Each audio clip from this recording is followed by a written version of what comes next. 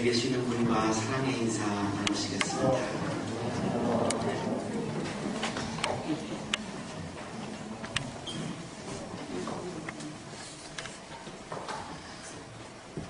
영화 동주 관람객이 100만 명을 돌파했습니다.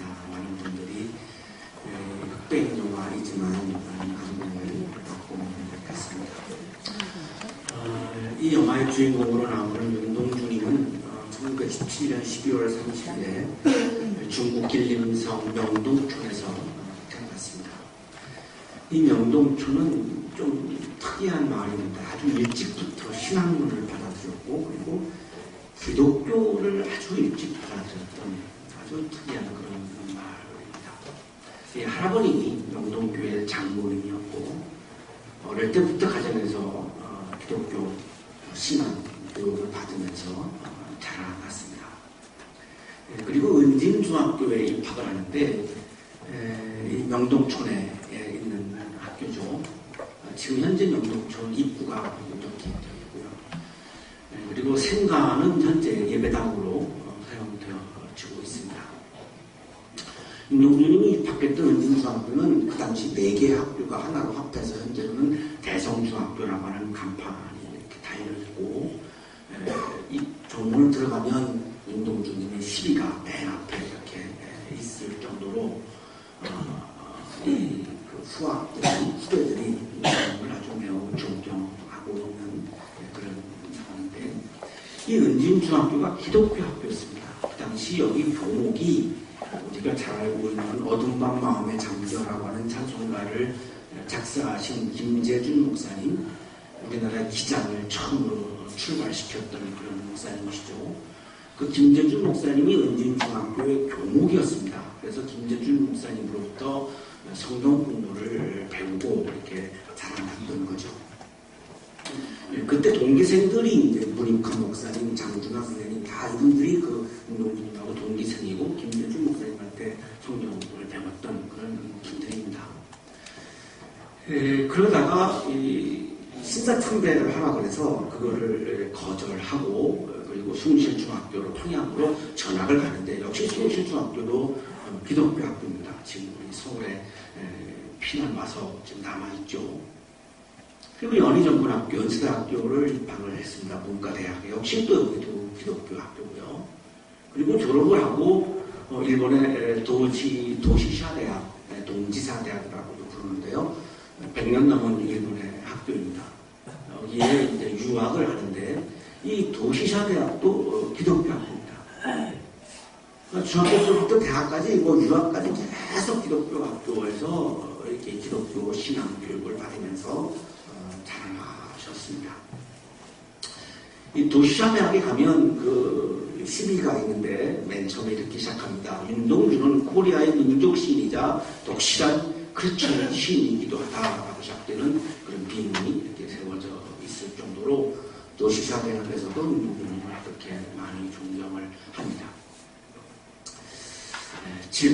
오늘 아침 질문은 왜 이렇게 많은 사람들이 중국에서도 일본에서도 한국에서도 이분을 그렇게 존경을 할까? 이분이 일본 순사 한 명을 죽인 적도 없고 이또 히로부미한테 뭘 던진 적도 없고 그런 게 아주 심한 쓰셨는데 왜 이렇게 존경을 할까? 이런 의문이 들죠. 1943년 7월에 송몽규는 이제 다른 대학에서 공부하고 있었고 윤동주님은 도시샤대학에서 공부하고 있었는데 방학을 맞이해서 이제 고국에 돌아오기로 약속을 하고 돌아오려고 하는 날 일본 경찰로부터 체포를 당하고 독립운동이라고 하는 죄목으로 징역 2년형을 선고받고 후쿠오카 형무소에 갇히게 됩니다. 이것이 1943년인데요. 2년 동안 감옥에 있었고 결국은 감옥에 있을 때 45년 2월 16일 날 27세 나이에 원인불명의 사인으로 옥중에서 순국을 합니다. 왜 죽었는가? 생체 실험을 하면서 여러 가지 주사를 많이 놨는데 그것들이 아마 이렇게 세포를 죽이고 생명을 죽였다고 하는 것이 가장 가장 정설로 그렇게 이야기 되는 것 같아요. 그래서 해방을 앞두고 8월에 해방인데 2월에 27살 나이에 세상을 떠났습니다. 41년에 연희전문학교를 졸업할 때에 이분이 시집 하나를 내고 싶었습니다. 문과대학에서 공부를 했고 그래서 시를 쭉 쓴 거를 모았는데 물론 그 당시에 시집을 내지는 못했고요. 나중에 이제 일본에서 죽은 다음에 어떤 분이 이제 시집을 낸 걸로 알고 있는데 그때 하늘과 바람과 별과 시라고 하는 제목의 시집을 그렇게 내고 싶었습니다. 그리고 이제 일본에 있는 한 분이 시집을 내어주겠다고 했을 때에 쓴 시가 이제 서시입니다. 그러니까 어떻게 보면 이 시에 있는 시들 중에 가장 마지막으로 썼다라고 볼 수 있습니다. 죽는 날까지. 윤동주님은 인간이 가지고 있는 유한한 생명, 한계성을 분명히 인지하고 있었죠. 죽는 날이 온다는 거죠. 이 말 속에는, 이 표현 속에는, 이 고백 속에는 나는 죽는다는 거죠. 이 내 생명은 내 것이 아니라는 거죠. 내 의지로 어떻게 할 수 있는 것이 아니라는 거죠. 이 내 생명의 주인은 하나님입니다. 라고 하는 것을 고백하고 있는 그런 식구라고 저는 그렇게 느껴집니다. 죽는 날까지 내가 죽는다는 거예요. 이 생명이 내게 아니라는 거예요. 이 생명의 주인은 하나님이고 그럼 나는 뭐냐? 내 생명의 주인이신 하나님의 종임을 분명히 인정하고 있는 거죠. 이것이 신앙의 본질입니다. 그러나 그렇기 때문에 하늘을 우러러 내가 고통 속에 언제 어떤 상황이 있다 할지라도 나는 끊임없이 하늘을 본다는 거예요. 하나님을 본다는 거예요. 왜? 그분이 나의 주인이시니까. 내가 상황이 좋으면 보고 상황이 안 좋으면 안 보고 그러는 것이 아니라 늘 일상 속에서 나는 하늘을 우러러 하나님을 우러러 본다는 거죠. 하나님을 높인다는 거죠. 왜? 그분이 나의 주인이기 때문에. 한 점 부끄러움이 없기를 이분에게 부끄러움이라고 하는 것은 내가 나의 주인이신 하나님을 어길 때 나의 주인이신 하나님의 뜻과 내가 어길 때에 부끄러워지는 거죠. 왜? 내가 종의 자리를 이탈해버리는 거니까 비겁한 거고 배신하는 거고 내 본분을 다하지 못하는 거기 때문에 그것이 이분에게는 부끄러움인 거예요. 어떤 상황에서도 나는 나의 주인이신 하나님의 뜻을 내가 따라야 내가 부끄러움이 없는 거지 그것을 어기는 순간 나는 부끄러워진다는 거죠. 오늘날 우리 그리스도인들 중에 하나님의 뜻을 따르지 못하는 게 뭘까? 순간적으로 그런 고민을 묵상을 지난주에 했습니다. 여러 가지가 있겠지만 대표적인 것이 제가 보기에는 두 가지인 것 같아요. 하나는 내 욕망이에요. 내 욕망을 이룰 수 있는 길과 하나님이 나에게 걸어가라고 하는 길이 충돌할 때가 수시로 있는 거죠. 그때 어떤 경우에는 우리가 하나님이 걸어가라고 하는 길을 선택할 때도 있고 내 욕망을 채우는 길을 선택할 때도 있죠. 이 갈등이 기독교인들, 신앙인들의 갈등인데 한국교회는 욕망의 길을 걸어가라고 그것이 믿음의 길이라고 부추기는 측면도 분명히 있는 것 같아요. 그래서 한국교회가 급격히 지금 어려움을 당하는 거고 교회의 본질 자꾸만 잊어버리는 거 같은 그런 생각이 들고요. 또 하나가 우리 한국 사회에만 정말 아주 유독히 있는 부분인데요. 이데올로기입니다. 내 이데올로기가 걸어가라고 하는 길과 하나님이 나에게 걸어가라고 하는 길 앞에서 많은 한국인들은 이데올로기를 따르게 되겠습니다. 이것이 지금 우리들의 여러 가지 많은 사회적인 갈등, 혼란 이런 것들을 빚어내는 거죠. 그런데 역시 기독교인들도 제가 보기에는 하나님이 걸어가는 길과 이데올로기가 걸어가라고 하는 길이 충돌할 때는 많은 그리스도인들이 이데올로기를 선택하지 하나님이 걸어가는 길을 선택하지 않습니다. 목숨과도 바꿀 수 없는 게 이데올로기입니다.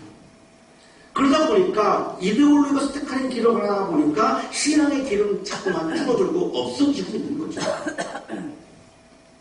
윤동주님은 한 점 부끄러움이 없는 길, 그것은 나의 생명의 주인이신, 나의 주인이신 하나님이 걸어가라고 하는 길을 걸어갈 때에 나에게 한 점 부끄러움이 없다고 생각을 했어요.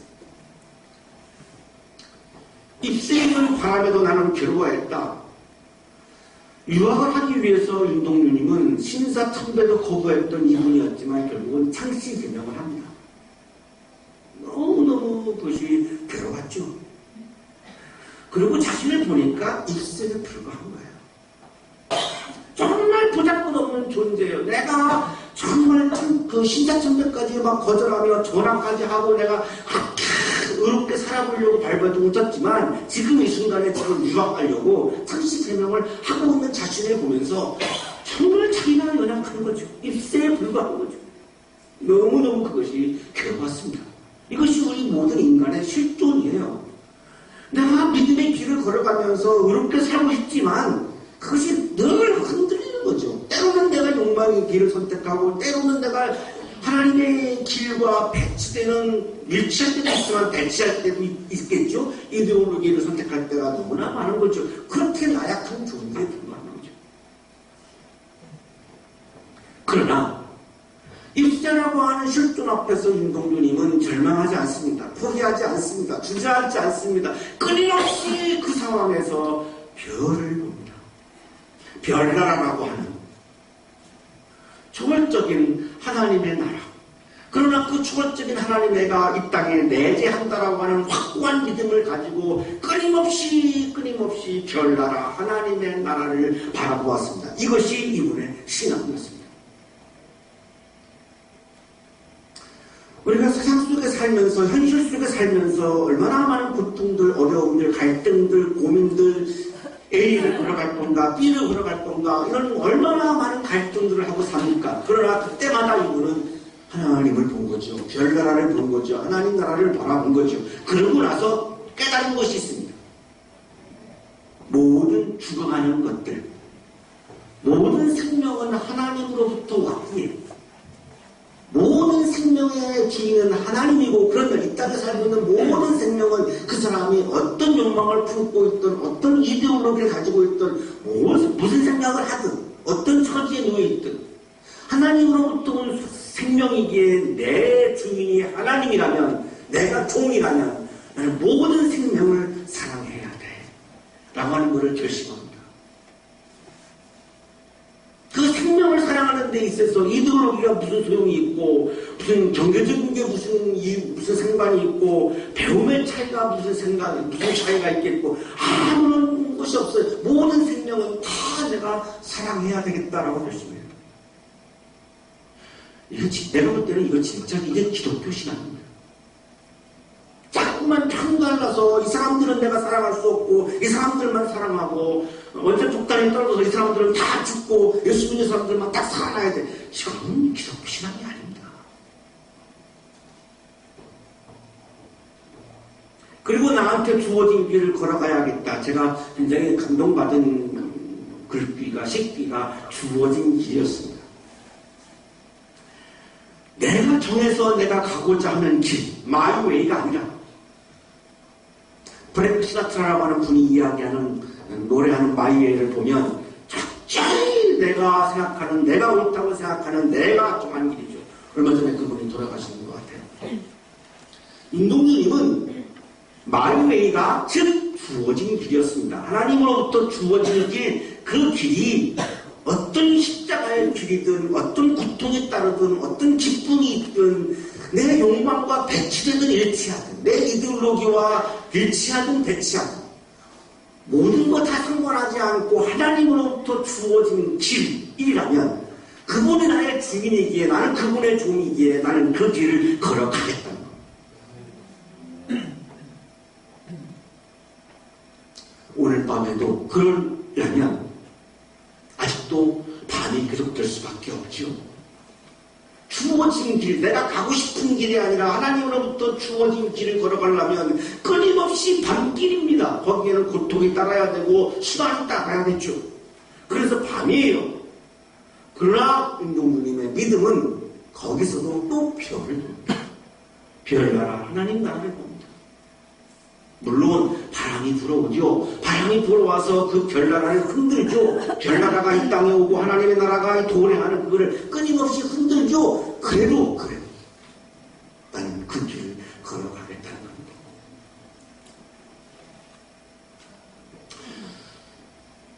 욕망과 어긋난다 할지라도, 내 이데올로기와 어긋난다 할지라도 하나님으로부터 주어진 길을 걸어간 바로 이러한 사람들을 오늘 이사야 예언자는 그거를 순환받는 종이라고, 순환의 종이라고 부르고 있습니다.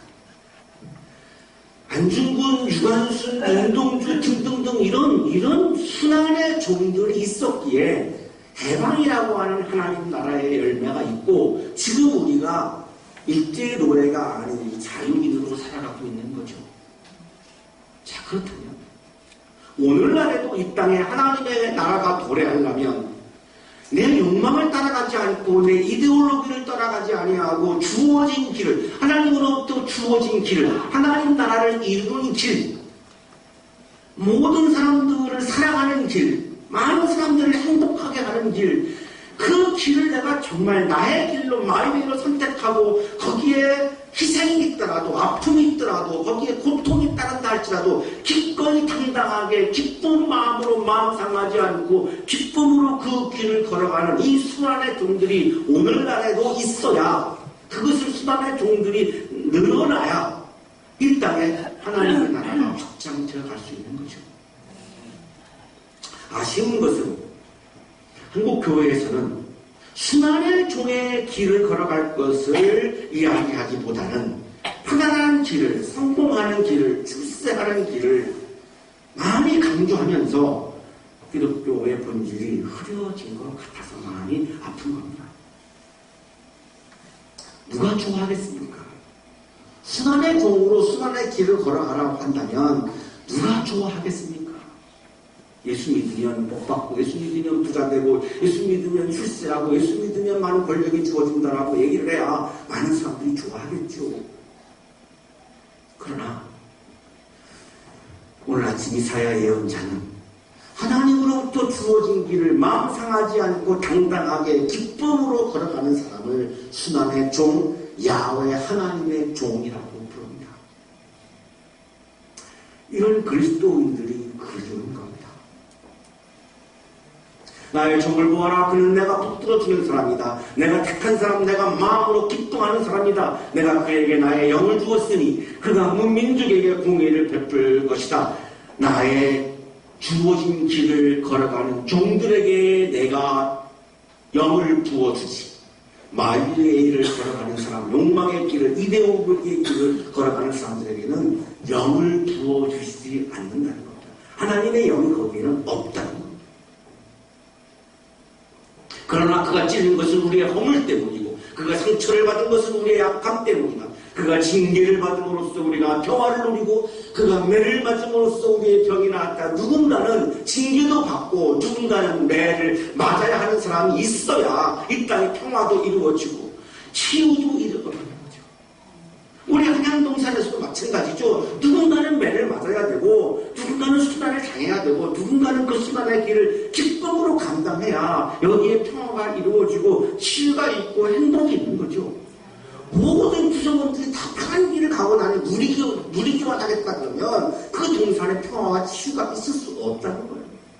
그렇다면 교회는, 그리스도인은 이 사회 속에서, 이 민족 속에서, 이 나라 안에서 사람들이 걸어가려고 하지 않는 그 순환의 길을 선택해서 걸어가야 하는 사람이 그리스도인인 거죠. 그리스도인들이 가장 먼저 누리려고만 하면 어떻게 그걸 그리스도인이라고 말할 수 있겠습니까? 주인인 하나님으로부터 주어진 길을 당당하게 상처받지 않고 기쁨으로 걸어가는 사람, 길에서 찔리고 상처를 입고 매를 맞아도 하나님을 위해서, 공동체를 위해서, 타다를 위해서, 이웃을 위해서 하나님으로부터 나에게 주어진 길을 기쁨으로 걸어가는 사람, 이 사람이 이사야 예언자가 이야기했던 순환의 종, 순환의 종이 불렀던 노래가 네 곡이 있습니다. 제2 이사야의 네 곡이 있습니다. 오늘 성서 일과가 바로 세 번째 노래, 종의 노래입니다. 야훼 하나님의 종, 순환의 종이 불렀던 세 번째 노래가 오늘 성서 일과입니다. 그 노래의 가상이죠. 주전 6세기, 5세기 바벨론 포로에서 불렀던 노래인데요. 자기들의 모습이 종이었어요. 바벨론의 노예였어요. 그래서 그들은 어떻게 보면 종이라고 하는 정체성을 오히려 더 쉽게 인지할 수 있었어요. 자기들이 현재 노예였기 때문에 하나님의 종이라고 하는 것을 쉽게 이해할 수 있었던 면도 있었던 거예요. 어떤 그 종의 노래가 오늘 성서 읽어요. 주 하나님께서 나를 학자처럼 말할 수 있게 하셔서 주 하나님 아도나이 야훼입니다. 로드가 야훼 하나님 주 하나님이라고 하는 말은 하나님이 나의 주인입니다. 이런 고백입니다. 그럼 나는 뭐냐? 그분의 종이라는 겁니다. 오늘 성서 일과의 짧은 구절에 이 아도나이 야훼가 4번이나 등장을 합니다. 그만큼 이 구원의 역사, 하나님의 나라를 창조해가는 주체는, 주인은 하나님이고 교회와 우리 그리스도인들은 그분의 종임을 분명히 이야기하고 있는 거죠. 미래학자 최윤식 목사님이 이렇게 이야기합니다. 한국교회 잔치는 끝났다. 한국교회는 성장이 잠시 주춤한 것이 아니라 이미 쇠퇴기에 접어들었다. 뼈를 깎는 노력으로 갱신하지 않고 그냥 이대로 가면 2050년, 2060년경에는 400만 아니 300만 명대로 교인수가 줄어들 수도 있다. 한국교회 미래 지도에서 이렇게 이야기하고 있어요. 정부 통계를 할 800만으로 이분이 그렇게 인용을 하면서 400만, 300만까지 줄어든다는 겁니다. 그 이유를 이렇게 얘기합니다. 한국교회와 기독교 역사상 유례없는 성장을 하고도 가파른 쇠퇴기를 걷고 있는 근본적인 이유는 베드로니가전서 1장 3절에 나오는 믿음의 역사, 사랑의 수고, 소망의 인내라는 3가지 요소가 변질되었기 때문입니다. 이 3가지는 교회의 근본적인 존재 이유입니다. 그런데 한국교회는 믿음의 역사가 아닌 자기 소견에 옳은 대로 행하고 있고 하나님의 명령을 따르기보다는 내가 옳다라고 하는 길을 한국교회는 선택하고 있다는 거죠. 그것이 욕망과 이데올로기가 많죠. 사랑의 수고를 자기 영광에 대한 수고로 바꿨으며 하나님을 위해서 우리가 수고하는 것이 아니라 내가 영광받기 위해서 한국교회가 수고하는 측면이 너무나 많다라고 하는 것을 이야기하고 있는 거죠. 소망의 인내를 세상에 대한 소망으로 변절시켰습니다. 하나님 나라를 소망하고 별나라를 소망하고 하나님의 역사를 소망하는 것이 아니라 이 땅에서 내가 많은 누리는 욕망을 누리는 것들을 그것을 소망하고 있는 것이 한국교회요 한국의 그리스도인들하고 이야기하고 있어요. 자, 이 상황에서 한국교회는 무너질 수밖에 없다. 너무나 당연하다라고 하는 이야기를 이분이 합니다. 전체적으로 볼 때 이것은 한국교회와 한국교회 그리스도인들이 하나님의 주인이고 내가 종이라고 하는 것을 이미 벗어난 거죠. 그것은 내가 주인의 자리에, 교회와 사람들이 주인의 자리에 올라가 버린 거죠. 그래서 내 뜻만이 옳은 거고 내 뜻이 결정사항이고 내가 영광받기 위해서 교회 일도 하는 것이고 내가 세상에서 누리는 욕망을 이것을 소망으로 둔갑시키고 있는 것이고 그래서 무너지고 있다는 겁니다. 야훼 하나님이 주인이고 나는 그분의 순환의 종이다라고 하는 이 정체성을 잃어버렸다는 거죠. 나의 주인이신, 교회의 주인이신, 이 모든 우주의 주인이신 하나님께서 나를 학자처럼 말할 수 있게 하셨습니다. 여기 학자는 리무딤, 히브리어로 리무딤, 가르침을 받는 사람, 제자, 학생이라고 하는 뜻입니다. 그러니까 학자는 영원한 학생이라고 하는 말이 맞는 거죠. 내가 공부하지 않고 배우지 않고 듣지 않고 가르칠 수 없는 거죠. 여기 학자라고 하는 말씀의 더 큰 의미는 내가 가르친다라고 하는 것보다는 하나님의 말씀을 듣는다라고 하는 게 훨씬 더 강조가 되고 있는 거죠. 하나님께서 말할 수 있도록 하신 것은 하나님께서 나에게 말씀을 듣게 하시는 것은 지친 사람들을 격려하라고 그 말씀을 주셨다는 거예요. 그리스도인들의 말은 사람들을 정죄하기보다는 격려하는 말을 해야 한다고 하는 것을 말씀하고 있는 거죠. 그래서 아침마다 나를 깨우쳐 주신다는 거예요. 깨우쳐 주셔야 내가 사람들에게, 지친 사람들에게 격려하는 이야기를 할 수 있으니까요. 아침마다 일어나셔서 침묵하는 가운데 주님의 말씀에 내가 귀를 기울입니다. 이렇게 하고 말씀을 한번 좀 들어보시고 하루에 한 번 이상은 다른 사람을 격려하는 이야기를 내가 해야 되겠다. 이렇게 한번 마음 먹고 오늘부터 한번 실천해 보시면 많은 삶의 변화가 있을 수 있을 것 같아요. 아멘 안 하시는 부분은 죽어도 존재하는 이야기를 하겠다는데 아니면 본인도 불편하고 다 불편하죠. 시간 지났어요. 내 귀를 깨우치셔서 학자처럼 알아듣게 하신다. 왜 하나님은 자꾸만 나에게 말씀을 주시고 그 말씀을 깨닫게 하시냐면 그거를 듣고 깨달아서 그것을 격려하는 데 사용하는 거예요. 그것이 종의 정체성이라는 거예요. 하나님께서 내 귀를 열어주십니다. 그래서 종은 주인에게서 거역하지 않습니다. 등을 돌리지 않습니다. 그게 종의 본분이에요. 내 욕망과 어긋나도 이데올로기와 어긋나도 나의 주인이신 하나님의 말씀은 거역하지 않는 거예요. 등을 돌리지 않는 거예요. 그게 우선인 거예요. 이게 종의 모습이에요. 내가 주인의 말씀을 따라서 종으로 가다가 보니까 좋을 때도 있지만 때로는 누군가가 나를 막 때려요. 왜? 그거를 방해하는 악한 영들이 있는 겁니다. 자꾸만 때려요. 근데 거기다가 그냥 등을 맡겨요. 때리라고 맡겨요. 그래 때려 나는 그래도 날 때려도 난 이 길을 갈 거야. 왜? 내 주인이 얘기하셨거든. 나는 그냥 이거 마음 상처 안 받아. 그냥 때려도 난 기쁨으로 갈 거야. 이거라는 거야. 내 시험을 뽑아도 뺨을 맡기고 시험 뽑는 게 얼마나 치욕적인 거예요. 저는 어릴 때 맞아봤어요. 아버님하고 형님들한테 참 많이 맞아봤어요. 아직도 상처가 있어요. 시험을 뽑힌 적은 한 번도 아직은 없었어요. 미리 다 면도를 해버리니까 뽑을 수도 없지만 근데 이게 참 맞은 게 아직도 제가 상처가 남아있는데 시험을 뽑힌다라고 하는 게 얼마나 치욕적이겠어요. 그래도 뺨을 맡긴다는 거예요. 왜? 내가 주인에게 충성하는 게 더 기쁘다는 거예요. 내가 내게 침을 뱉고 침 뱉는 것도 우리가 잘 경험 못 해본 거죠. 그래서 누군가가 나한테 침을 뱉으면 정말 치욕스럽죠. 침을 뱉어도요, 내가 주인에게 충성하는 게 너무나 기뻐서 당당하게 나는 그 길을 가겠다는 거예요. 그래서 얼굴을 피하지 않겠다는 거예요. 거기에는 하나님이 나가 하나님이 주어진 길을 걸어가면 하나님이 나를 도우신다라고 하는 확신이 있는 거예요. 사람들이 나를 모욕해도, 요 7절에 아주 중요한 규절이 있습니다. 사람들이 나를 모욕해도요, 마음 상하지 않고 상처 안 받는다는 거예요. 왜? 내가 주님이 말씀하신 길을, 주어진 길을 종으로서 걸어가는데 사람들이 뭐라고 하는 게 무슨 상관이 있어요? 아무 상관이 없는 거죠. 그거를 어길 때 내가 부끄러워지고 더 모욕스러워지는 거지 상관이 없다는 거예요. 마음 상처 안 받는다는 거예요.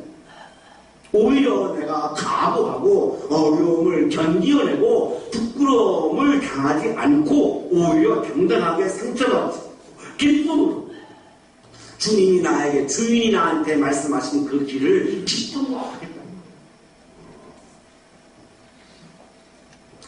니크로머티, 마음 상하다. 니크로머티라고 하는 이 효려는 싫어하지 않는다, 당황하지 않는다, 전혀 싫어하지도 않고 당황하지도 않고 그냥 간다는 거죠.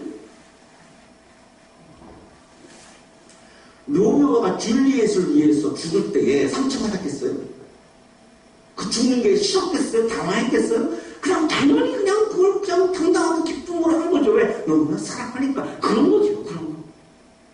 독립운동 하신 분들이 뭐 상처받았겠어요?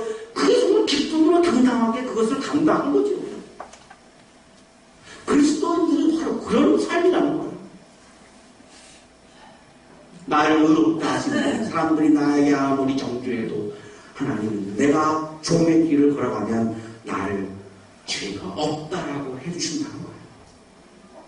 누가 나와 다투겠는가, 누가 법정에 나를 고소하겠는가, 하여튼 하나 상관이 없다. 뭐 내가 감옥에 가도 옥에 갇혀도 괜찮아. 아무 상관이 없어.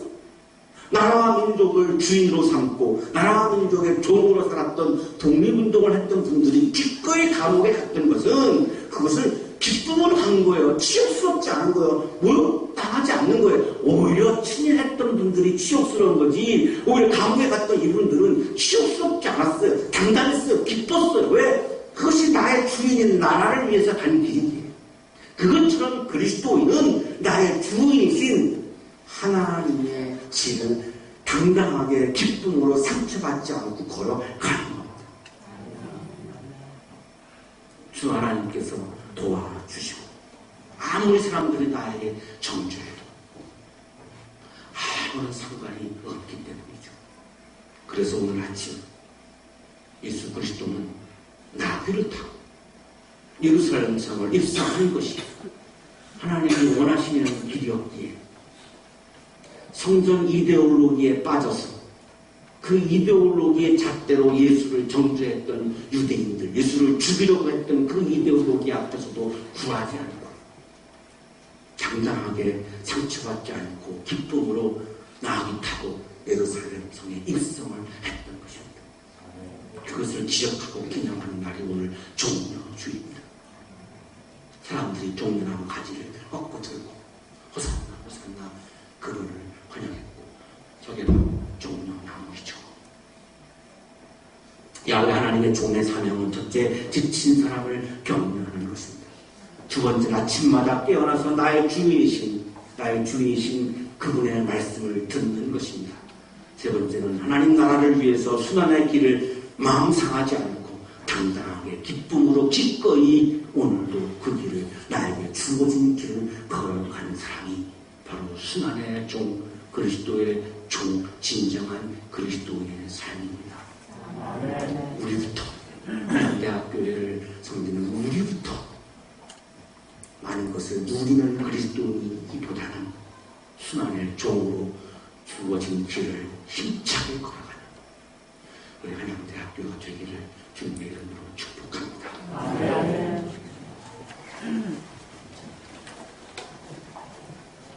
죽임이 기다리고 있었지만 하나님으로부터 주어진 길이기에 예루살렘 성을 입성하신 주,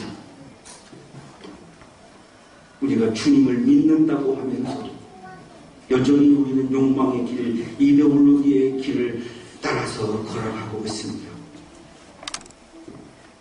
아침마다 주님의 말씀을 듣고 이제는 욕망의 길과 이데올로기의 길이 아닌 하나님으로부터 주어진 길을 상처받지 않고 기쁨으로 걸어가는 그리스도인으로 거듭나는 2016년 부활절 되게 해 주옵소서. 예수 그리스도 이름으로 기도합니다.